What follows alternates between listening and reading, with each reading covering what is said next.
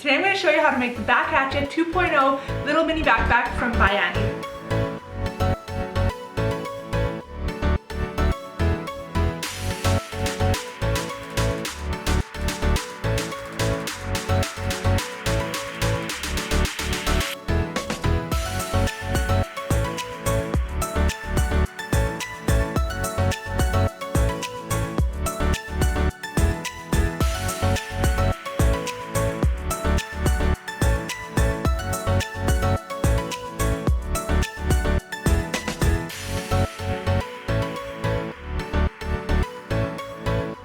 I just want to take this opportunity to give a big thanks to Annie for sponsoring this video. And as a special thank you to my viewers, I am giving away one copy of this pattern and instructions. Stay tuned to the end to learn how to win. So let me go through and show you what you're going to need for your Annie's Back At Ya 2.0 backpack. I will make sure to leave all the links to the products that I'm showing you in the description box so you can easily click there and get everything you need right from byannie.com. Their purse and bag supplies are really high quality and you will not be disappointed. First, you of course need your instructions, and that is going to tell you exactly what you need for yardage and zipper length, etc. Main fabric, a lining fabric, and a contrasting fabric.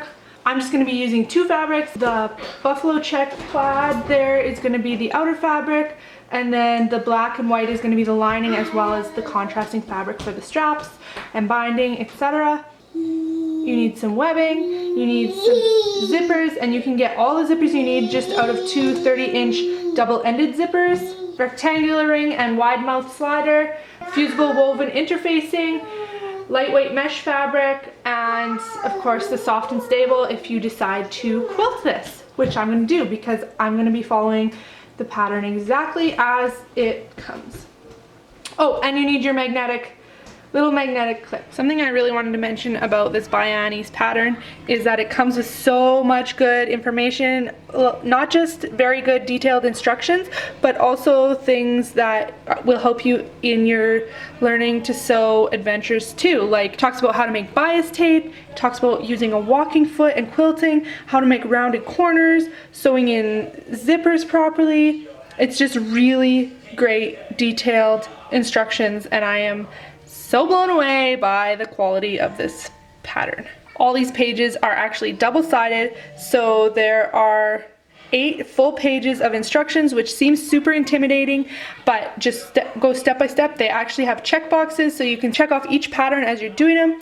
And then the 9th page here is all your labels for all the pieces that you're gonna have, because there's gonna be a lot. So the first thing I recommend doing is getting your fabric laid out and figure out how you're gonna cut. In the instructions, it does tell you to cut in the order that they are listed for optimum fabric usage, and there are a ton of pieces. It comes with a label sheet. I highly recommend using it, photocopying it, or even using like sticky notes and pinning it to your fabric or something, because there's a lot of pieces and it'll be easy to get mixed up. There are no templates in this pattern because all of the pieces are square or rectangle, so you're just gonna need to use the grid on your cutting mat or a quilting rule or something like that. So I'm just gonna go ahead and lay out all my fabric and start cutting the pieces. Okay, so now that I have all my pattern pieces cut, I'm gonna go ahead and quilt the large 27 by 18-inch pieces together with the Annie's soft and stable stabilizer. I just want to say too that this pattern is for a quilted bag, but you wouldn't have to quilt it. You could use like an iron-on interfacing in between, a thicker fusible one, if you didn't want to quilt. I probably would have just done that, but I really am trying to push myself out of my comfort zone and do things that I don't typically like doing to kind of increase my skill set. So quilting this bag is one of those things. For your quilting pieces, it's going to tell you to cut 2 rectangles of a certain size and then to pin it together with your soft and stable and the liner pieces. So you'll have like a sandwich kind of thing with this in the middle, and pin it really well and then quilt it, and then you're going to cut out your pieces from that. That's something that when I was starting quilting, I was just like, I wouldn't have known that if I hadn't read this pattern, and it actually helped me in other with other patterns too. So really just start with something big and then quilt it all and cut out your pieces from there. You also kind of do the same thing when you're doing like a pin tuck panel or something like that. But today we're just talking quilt. The nice thing about Biani Soft and Stable is it is softly napped. It just means that it's a little bit fuzzy and it will stick to like your cotton or whatever that you're placing on top of it. So it doesn't move too much, which is really nice for quilting. Definitely still pin it. Do not skip that step, but it will help keep things in place while you get your pins on. Here I'm just adding the fusible interfacing to my pieces as directed in the instructions. Just following the steps in your instructions, you're gonna make the padded handle, and I'm gonna go ahead and sew it all the way around the edge.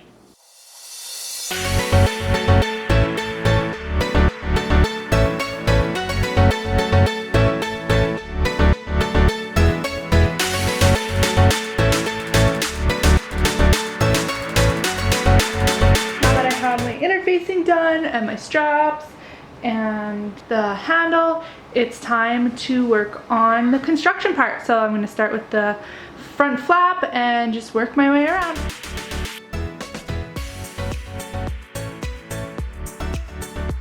This would be a great alternative gift for any type of occasion that is typically for treats. This would be great for a birthday gift or Christmas gift, Valentine's Day, whatever, baby gift. You can totally customize this.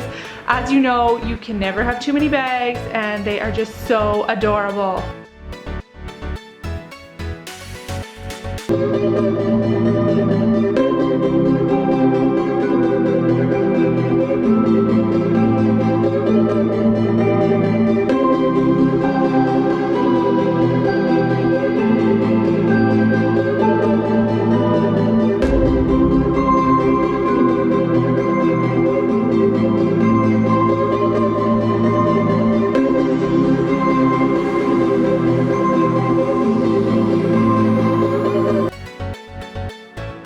When you have the front flap done, it's time to work on the pockets. So I'm going to prepare everything and sew them together. You get to see a little bit of my kitchen sewing today, which honestly, I don't do this very often, but it does happen once in a while. If I have to sew when the kids are around or something like that, I'll pull my little machine out here and I will sew on the counter or even at the table. Sometimes in the evenings, the lighting is just better out. Very soon, we will be starting our addition to our house. So I will have my very own studio and I am so excited to just be organized and have a space for everything. We love our little house, but because I have an at-home business, which requires a lot of equipment and materials, there are things that need to be changed. And now it's time to put everything together. This is the biggest project I have ever done, you guys.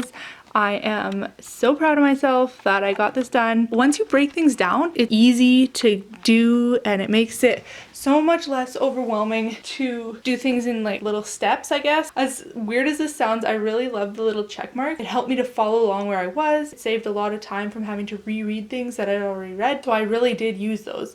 So thank you, Biani, for whoever drafts your instructions for your patterns. That is really helpful. Here is the finished product. I definitely will be trying this again. There's a few things I would change about this. I used like a heavyweight canvas and it was too thick to even, for the magnet to even connect. I would change that. I wouldn't recommend a heavyweight canvas for this. Or if you are doing that, get a heavier magnet, or maybe don't use interfacing, or you could even just quilt it with something a little bit thinner like fleece or just regular interface. I love the quilted look and it's really sturdy and will definitely hold up for years and years of use. I learned a lot of skills through this. I hadn't done a lot of binding before, definitely some, but not a ton.